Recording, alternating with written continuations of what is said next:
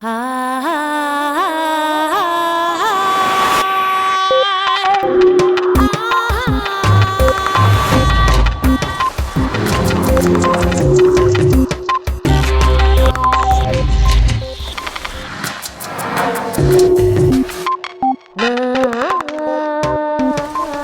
facultad de traer voluntariamente de vuelta una y otra vez la atención dispersa es el origen del juicio, el carácter y la voluntad. William James.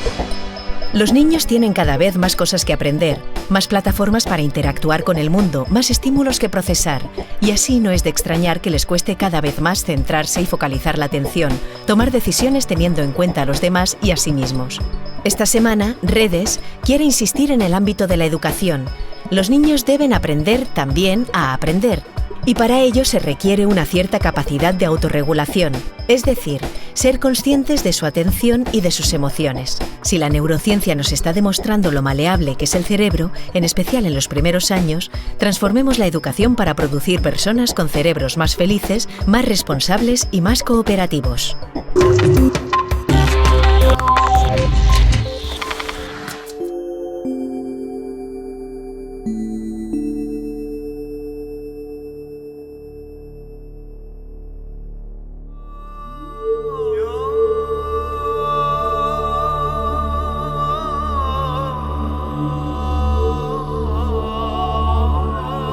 Yo creo que mi audiencia va a coincidir conmigo en que en este mundo globalizado necesitamos un nuevo sistema educativo que fabrique no solo trabajadores, sino ciudadanos. Y de ahí que se hable tanto en estos momentos de la necesidad de destilar empatía y compasión en los ciudadanos del siglo XXI. Aquí en Washington es donde se está profundizando en estos momentos en esta reforma educativa, y se está haciendo gracias a que han confluido dos corrientes del pensamiento imparables. La una milenaria, la contemplativa, la ejemplificada por Dalai Lama, y la otra, la de la ciencia occidental. Bueno, pues cuentan que los científicos han descubierto que por primera vez el impacto de la meditación, de las técnicas contemplativas sobre el estado, sobre la esencia, sobre la conciencia de un niño, de un joven o de un adulto, no sabemos todavía en qué medida la afecta, pero sí conocemos ya que le afecta. Y en la reunión de Washington lo que estamos viendo es en qué medida podemos aprovechar el impacto de las técnicas contemplativas en lo que es la ciencia educativa, ni más ni menos.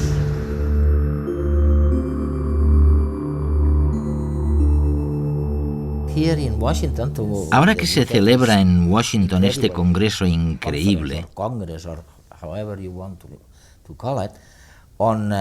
esta conferencia llamada Educando a los Ciudadanos del Mundo para el siglo XXI, ¿hay alguna primicia en relación con tu trabajo, el de Dan Goleman y los demás expertos? ¿Cuáles son las novedades respecto al sistema de educación social y emocional? ¿Qué es lo que podemos esperar de esta conferencia que sea realmente nuevo en el aprendizaje social y emocional? Se trata de una conferencia histórica, puesto que en ella se reúnen los neurocientíficos y los contemplativos, los que han realizado mucho trabajo interior con la comunidad educativa. Y cada grupo puede aportar información nueva para que aprendamos los unos de los otros. Es lo que esperamos que suceda en la conferencia. En cuanto a tu pregunta sobre qué novedades hay en el aprendizaje social y emocional, cabe decir ante todo que este trabajo con prácticas contemplativas para enseñarles a los profesores y a los jóvenes a entrenar la mente y controlar las emociones no es algo nuevo para la educación social y emocional. Pero formar a las personas para que lo hagan intencionadamente sí que es nuevo. Eso es nuevo. Y lo apasionante es que muchos de los que empezamos a realizar este tipo de trabajo con los niños tenemos la sensación de que puede acelerar su capacidad de ser más afectuosos y compasivos. ¿Se ha podido evaluar lo poco que se ha realizado en la aplicación del pensamiento contemplativo a la educación de los niños? Sí, justo ahora empezamos a hacerlo.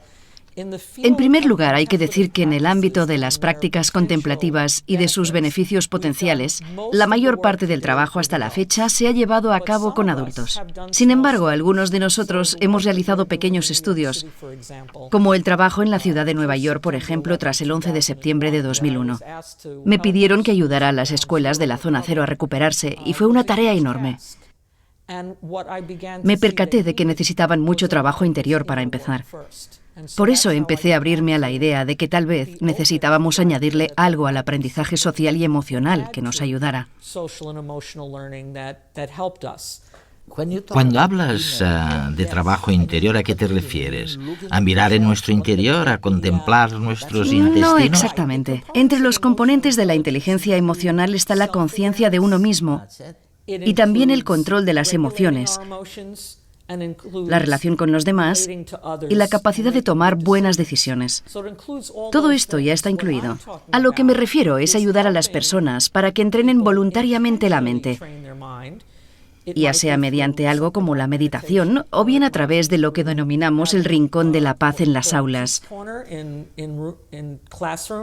Un sitio al que los niños puedan ir para estar en calma, apaciguar la mente y empezar a centrar la atención. En una sociedad hiperestimulada, enfocar la atención es cada vez más problemático. Los trastornos del déficit de atención afectan al rendimiento en clase, pero también a la percepción de nosotros mismos y del mundo que nos rodea. ¿Cuántas veces habremos oído? Tienes que estar más atento. Pero ¿cómo se hace? En cualquier técnica de meditación se trabaja con la atención. Siéntate, cómodo, pero no demasiado para no dormirte. Mantener la espalda recta te ayudará. Y simplemente respira. Lleva toda tu atención a tu respiración, sintiendo como cuando entra el aire está frío y cuando sale es más caliente. Cuando uno pone toda su atención en sentir su cuerpo y respiración, sin entrar a discutir mentalmente lo que siente, sino sencillamente sintiendo, la mente se acalla por sí misma.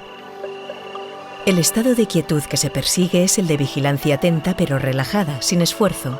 Muchos lo describen como ese momento cercano al sueño, cuando el cuerpo está relajado y no existe diálogo interno. Pueden ser solo unos segundos, pero entonces la mente está en calma, y la calma mental es sinónimo de salud mental. Los beneficios más inmediatos de practicar meditación son la capacidad de tranquilizarnos, un descenso del estrés, el desarrollo de la atención, la percepción del detalle y también de la memoria. Y de cara al futuro, ¿en qué estáis pensando? Creo que lo importante es que ahora sabemos que el cerebro tiene mucha plasticidad.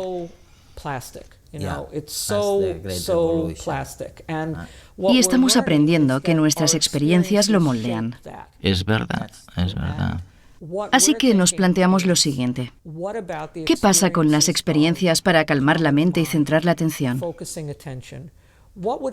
¿Qué sucedería si lo cultiváramos en los niños? Si aumentáramos la repetición de esa experiencia en sus vidas mediante la práctica regular, por ejemplo. ¿Acaso cambiaría su manera de aprender? ¿Su manera de dominar las emociones durante el resto de su día a día? Déjame explicarte brevemente un pequeño estudio que ya hemos realizado en Nueva York a través del Inner Resilience Program. El estudio contó con la participación de unos 855 estudiantes de hasta 11 años y fue un estudio aleatorizado y controlado con un grupo de tratamiento y un grupo de control, así como 57 profesores. Lo primero que descubrimos es que se produjeron cambios significativos en los profesores. Acabaron menos estresados. Los profesores que están menos estresados son más felices y más conscientes de los niños y de sus necesidades. ¿Y qué descubrimos con las estudiantes? Pues dos cosas. Por un lado, una disminución de los niveles de frustración. Y por otro, un aumento de una sensación que en este estudio llamamos autonomía. Es decir, los niños sentían que tenían voz en la clase, que el aula era una comunidad de aprendizaje democrática donde su opinión contaba y se les escuchaba. Ambas cosas, la menor frustración y la mayor autonomía, sin duda aumentan las posibilidades de que nuestros niños aprendan en general, tanto si educamos el corazón como la mente. Director de los laboratorios de neurociencia afectiva y de neuroimagen y comportamiento en la Universidad de Wisconsin-Madison, Richard Davidson busca el origen neurológico de los desórdenes emocionales en niños y en adultos. Davidson es un gran conocedor de la plasticidad cerebral. Su gran equipo de investigación utiliza las más modernas técnicas de observación del cerebro, así como la fisiología, para descubrir cómo afecta nuestro entorno al estado emocional, cómo regulamos las emociones a lo largo de la vida y cómo interactúan mente y cuerpo para afrontar los retos emocionales. Sus diálogos con el Dalai Lama enriquecieron el debate y mostraron al público lo mucho que neurociencia y tradición contemplativa pueden enseñarse mutuamente. Desde la perspectiva de la ciencia occidental, en especial de la neurociencia y la psicología, la atención, la regulación emocional y el aprendizaje son lo que podríamos entender como las dianas de la práctica contemplativa. Son los procesos de la mente que pueden transformarse gracias a la práctica. La neuroplasticidad sencillamente significa que el cerebro puede modificarse como respuesta a la experiencia y como respuesta al entrenamiento. Tanto si es nuestra intención como si no, nuestro cerebro siempre se ve influenciado por los que están a nuestro alrededor, por nuestro ambiente, nuestra cultura, nuestro contexto. Creo que uno de los mensajes de este congreso es que podemos ser responsables de nuestro propio cerebro y crear el tipo de condiciones y el ambiente que sustenten el desarrollo de cerebros sanos en nuestros hijos. Existen investigaciones que indican que una atención inestable, una atención que oscila y una regulación emocional pobre son ambas cualidades que interfieren en el aprendizaje. Así que, por ejemplo, si un niño de enseñanza media, entre horas de clase, tiene una discusión con sus compañeros en el pasillo, esa discusión le enfada y entonces va y pasa a la clase siguiente unos minutos más tarde. Si sus emociones aún continúan presentes, las emociones negativas interferirán en la capacidad de aprendizaje durante su siguiente clase. Y en verdad, tenemos buenas evidencias científicas que indican que ciertos tipos de emociones, en particular las emociones negativas, pueden interferir en nuestra capacidad de conservar información en la mente y producir un impacto negativo en nuestro aprendizaje. Ahora, ¿puedo preguntar? por favor, Cuando utilizas la palabra negativo, ¿en qué sentido lo haces? el significado que le doy aquí es... Creo que su santidad ha utilizado emociones destructivas, lo que incluiría la ira. Pero lo más importante en la forma en que lo utilizo aquí es que estas son emociones que persisten más allá del punto en el que podrían resultar útiles. De modo que, realmente, esta es la idea que está tras la regulación emocional. La extensión en la que la emoción persiste más allá del punto en que podría ser útil. Entonces, interfiere con la capacidad del niño para aprender. Algunas veces, la ira es necesaria. En ese sentido, está la ira motivada por la compasión. Esa ira es positiva. De ese modo. En respuesta a una situación especial, a veces es necesario enfadarse. Aunque necesaria. Y sí, con un propósito. Más allá de eso, no. Más allá de eso es destructiva.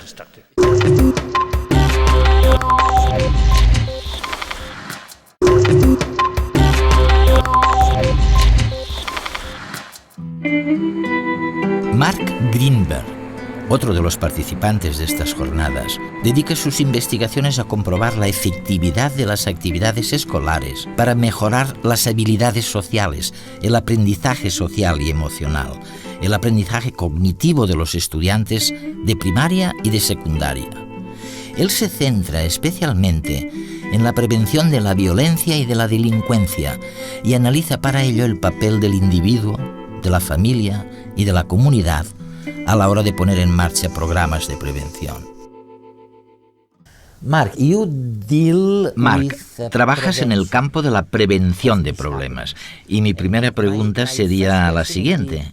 En la educación, ¿qué es lo que intentáis prevenir? ¿De qué intentáis protegeros? En la investigación preventiva con niños, lo que intentamos es evitar un conjunto de problemas comunes que pueden presentarse en los niños. La agresividad, el mal rendimiento en las aulas, la falta de atención. Cuando alguien es agresivo, no presta atención y a menudo no obtiene muy buenos resultados en lectura o matemáticas.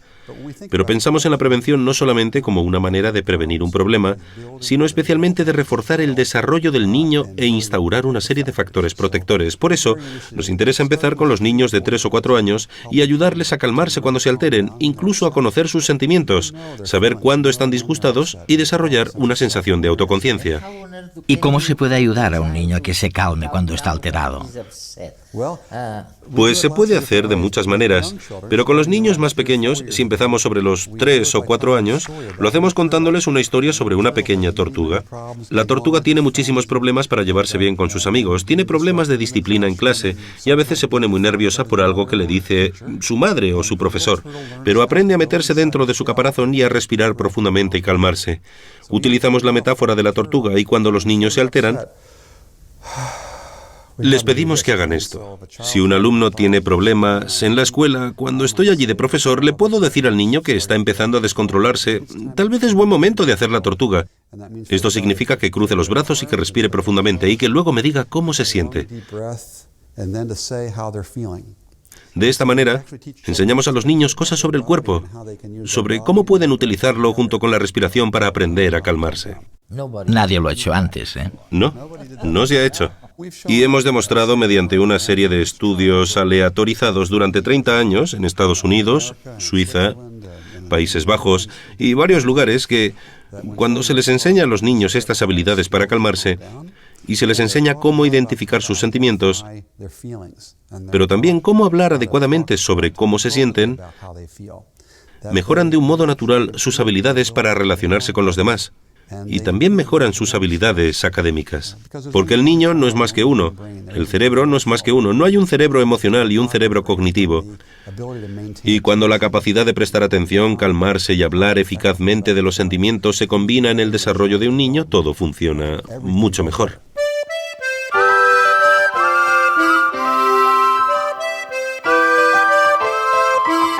Hoy hemos vuelto al colegio para ver si se estudian las emociones y cómo las expresan nuestros chicos. A ver, si os acordáis, hacía unos días hablamos sobre las emociones, ¿no? ¿Qué son las emociones?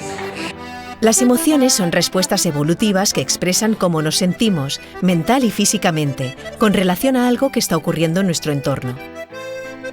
No importa nuestra raza o cultura, todos, sin excepción alguna, respondemos con la misma cara cuando nos enfadamos, estamos contentos, sentimos asco, tristeza, sorpresa o miedo. Nos enfadamos si somos víctimas de una agresión, por pequeña que sea, y nos culpan por ello. Estaba con un amigo mío jugando a básquet y empezó a tirarme cosas. Después yo me enfadé mucho y le tiré la pelota. Entonces después, cuando subimos a clase, todo el mundo había visto cómo le tiraba la pelota y entonces la mayoría me daba la culpa a mí.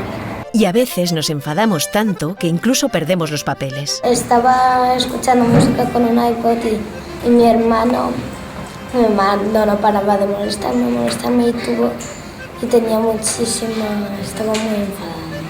Me enfadé tanto que le pegué. O no podemos creer que un ser querido se muera. No me lo podía creer, era imposible porque, no sé, era imposible. No te lo podías imaginar. No me lo podía creer, no me lo podía meter en la cabeza.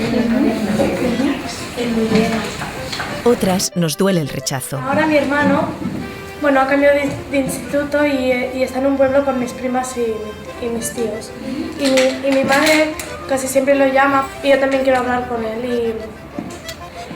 Y cuando me pongo yo, dice qué quieres, no sé qué, y pasa de mí, claro, yo quiero saber cómo le va, pero no se deja y yo pues me siento rechazada y me siento muy mal. Pero nada supera la alegría de una nueva vida. Y yo no estaba cuando nací, yo estaba en colonias y me alegró mucho. Y bueno, es que no lo conocí hasta pasaron 3 días y mi madre le mandó la foto de mi hermano a una profesora y me alegré muchísimo. Y una de las cosas que nos da más miedo es lo desconocido. Y empezó como si alguien estuviera dando golpes a las puertas o a las ventanas y tuvimos mucho miedo, nos fuimos corriendo, se nos cayó toda la comida y cuando salimos no había nadie. Y es que no lo podemos evitar. Llevamos un mundo entero bullendo dentro.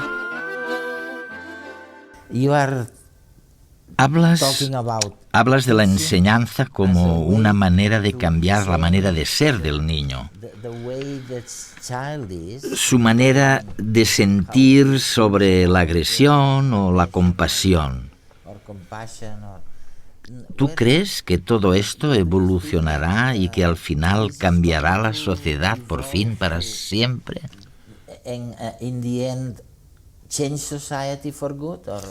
Creo que sí. Me parece que hay una transformación que ya está en marcha. La vemos en varios países.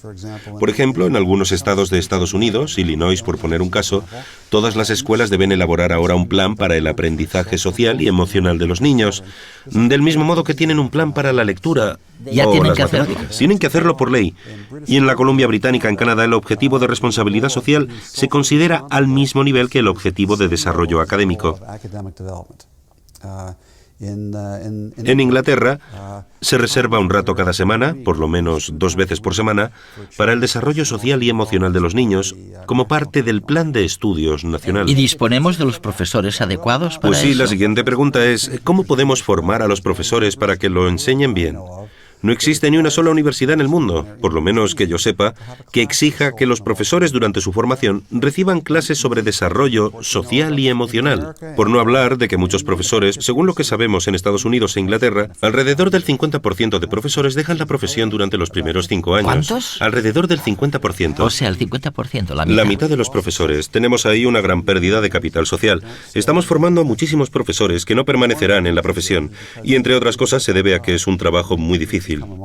Muchos profesores se agotan emocionalmente y acaban quemándose. Creemos que uno de los motivos es que ellos mismos no aprenden muchas de las habilidades sociales y emocionales que pueden ayudar a crear el tipo de cultura en el aula que calme a los niños, les enseñe a llevarse bien entre sí y a ser más compasivos. Ahora los expertos como tú nos decís que es muy importante hacer algo para impartir una clase que ayude al niño a desarrollar sus propias actitudes, sus propios puntos fuertes, su vida en realidad. Pero esto no es nada fácil, ¿eh? Bueno, no es tan difícil como parece. Hasta ahora lo que hacíamos con los profesores era presionarlos muchas veces para que se centraran únicamente en lo académico, solamente en la lectura, las matemáticas y las ciencias. Y en eso se han convertido, en profesores de lectura, de matemáticas y de ciencias. Pero la mayoría de profesores eligieron la profesión porque querían llevarse bien con los niños. Les gustan los niños y quieren pasar tiempo con ellos, educarlos, prepararlos para la vida. Y conforme se lo vamos permitiendo y les brindamos más habilidades para hacerlo, descubren que disfrutan mucho más enseñando. Y que quizás puedan ayudar al niño a desarrollar su propia vocación o sus propias cualidades, ¿no? Eso es, sí. Por ejemplo, en uno de nuestros proyectos hemos trabajado con profesores para enseñar un plan de estudio a los niños sobre emociones y autocontrol. Y hemos descubierto que los profesores enseñan mejor en un estudio aleatorizado comparado con otros profesores. Enseñan más eficazmente, pero también hemos visto que la conducta de los niños mejora. Y no solamente mejora su conducta, sino también sus habilidades cognitivas. Todo esto va de la mano. Cualquier director de escuela te hablará de los niños que los profesores mandan a su despacho, y no son niños que necesariamente tengan un nivel bajo de inteligencia, pero sí son problemáticos. Son un problema en el aula. Con el tiempo estos niños se volverán más y más difíciles y muchos de ellos dejarán los estudios sin terminar. Sin embargo, los problemas de estos niños no son cognitivos, radican en su capacidad de hacer una cosa muy simple, porque si lo pensamos es simple. Calmarse cuando están alterados, tener buenas amistades y pensar en los sentimientos y las necesidades de los demás. Y conforme vamos enseñando estas habilidades, descubrimos que se pueden enseñar igual que se puede enseñar la lectura o las matemáticas, y vemos que los niños mejoran espectacularmente. Hemos realizado un estudio que le quiero explicar, aunque sea un estudio preliminar. Es un estudio sobre yoga y mindfulness o presencia alerta. Fuimos a escuelas en Baltimore, muy cerca de aquí, para que nos permitieran hacer una práctica de yoga con niños de 10 y 11 años. 4 de los 5 días de colegio salían del aula e iban a la cafetería o a otra sala y hacíamos entre 30 y 40 minutos de yoga y regresaban. En las escuelas de control seguían con las actividades normales de clase. Durante los primeros 20 o 30 minutos, los chicos iban pasando por los distintos ejercicios de yoga, estirándose y doblándose de distintos modos. Con eso liberaban la energía porque los niños pequeños son muy activos físicamente, y una vez habían hecho todos estos ejercicios les decíamos que se tumbaran en sus colchonetas, simplemente tumbados en el suelo. La postura del muerto. Y en esa posición durante unos 3 o 5 minutos les guiábamos a través de una meditación de atención. Un día les hacíamos fijarse simplemente en la respiración dejando que los pensamientos pasaran. Otro día les hacíamos escuchar los latidos del corazón y concentrarse solo en esa idea. Y otras veces hacíamos una meditación sobre la compasión, en la que los guiábamos a sentir compasión por sus madres, sus amigos y luego por gente que ni conocían. Lo que encontramos es que ese simple yoga diario durante unas 12 semanas redujo significativamente, según los comentarios de los niños, 2 cosas. Una, lo que llamamos rumiar, que es el tener constantemente el mismo pensamiento de preocupación y ansiedad. Las mismas preocupaciones una y otra vez en la mente. Y muchos de estos chicos se encuentran expuestos de forma regular al miedo de la violencia. Y lo segundo que comentaban es que tenían menos pensamientos intrusivos, pensamientos que no pueden controlar que llegan a su mente. Y la tercera cosa de la que informaban de manera general es que tenían una mejor habilidad para manejar sus emociones. De modo que el estudio fue un pequeño inicio, si lo ves como el brote de una planta que puede desarrollarse, sobre el modo de investigar estos temas. De esto no se concluye que los niños deben hacer yoga en todas las escuelas.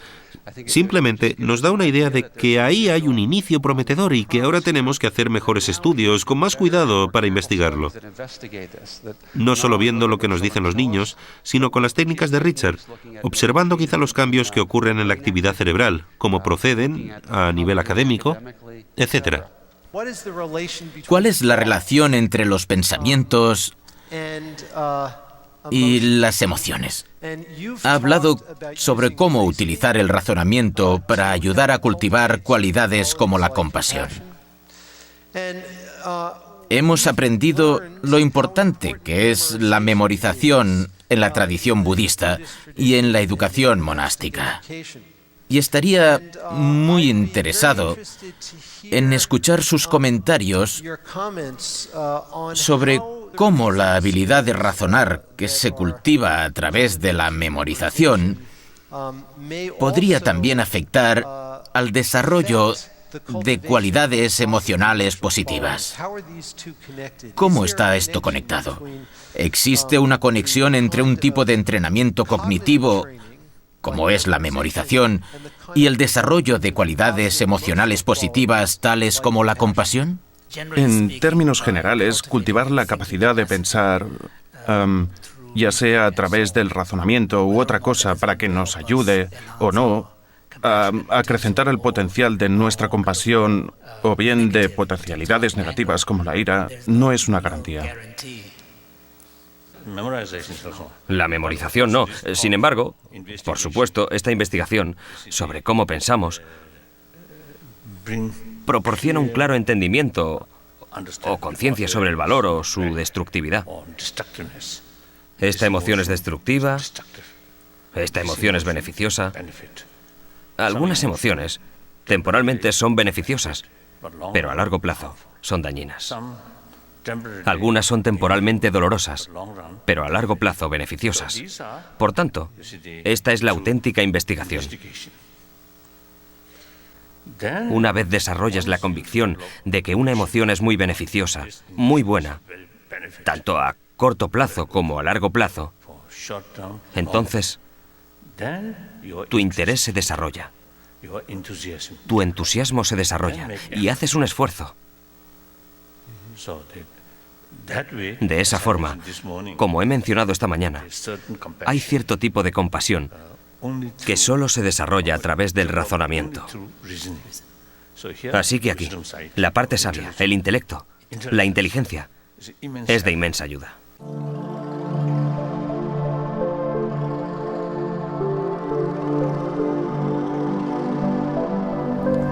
El autocontrol y la meditación permiten que el cerebro respalde toda la labor del aprendizaje social y emocional del ciudadano del mundo que viene. Yo creo que esta es la principal conclusión del evento al que hemos asistido en Washington, D.C., en la capital de Estados Unidos. Hemos intentado ver cómo este autocontrol, cómo este poder de análisis interior incide en las capacidades de aprendizaje de la gente. ¿Por qué? Bueno, porque la ciencia, los científicos occidentales están descubriendo que hay un cierto impacto de estas técnicas de autocontrol en las técnicas de aprendizaje.